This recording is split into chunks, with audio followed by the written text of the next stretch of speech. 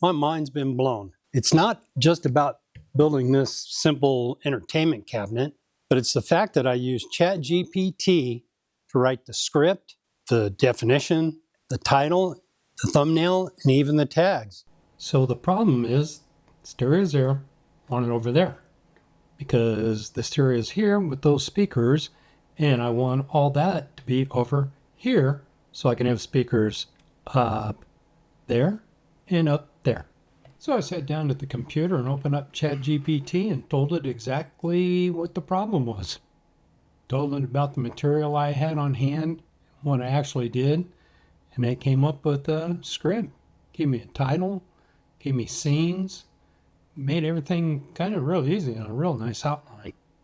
Not only did I get scenes, I got a video description, suggested tags, and a sample thumbnail.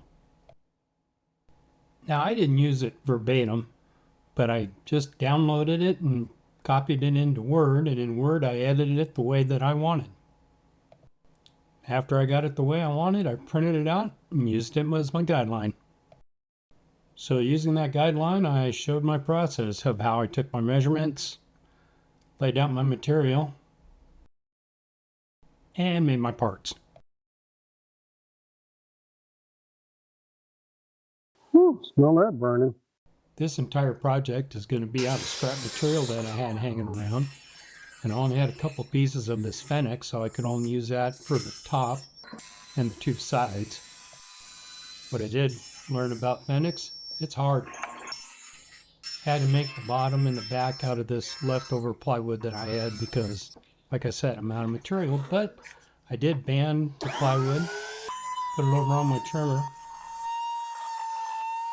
This banding actually came out pretty good, but in keeping with the theme, the other countertop, and the rest of the shop, we're going to go ahead and still do this 45 chamfer all the way around.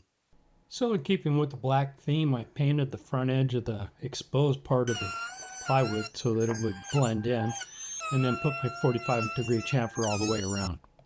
Did a dry fit layout just so I could strategically place my pocket holes. If you put your pocket holes in the wrong place and put it together, you won't be able to make access, so pre-planning goes a long ways. Go with our marks.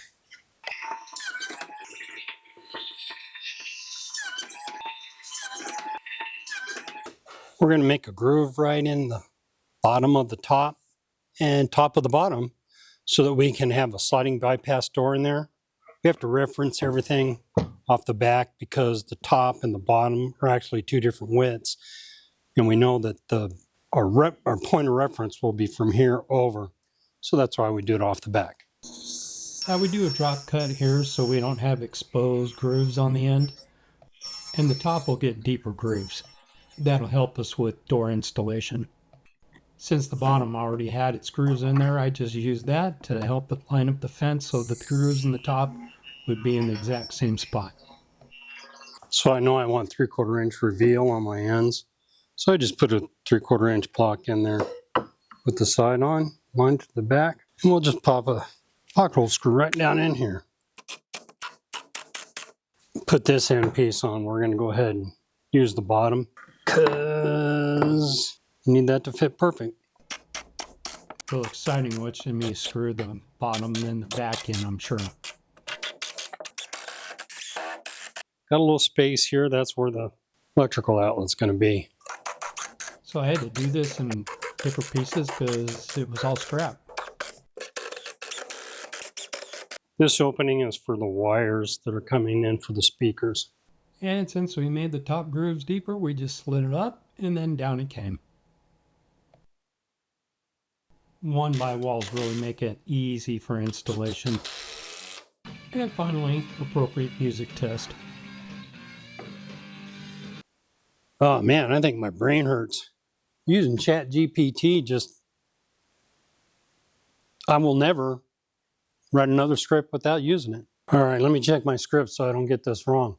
But here it is. Everything's all on the same side of the shop. We've got the stereo receiver in there.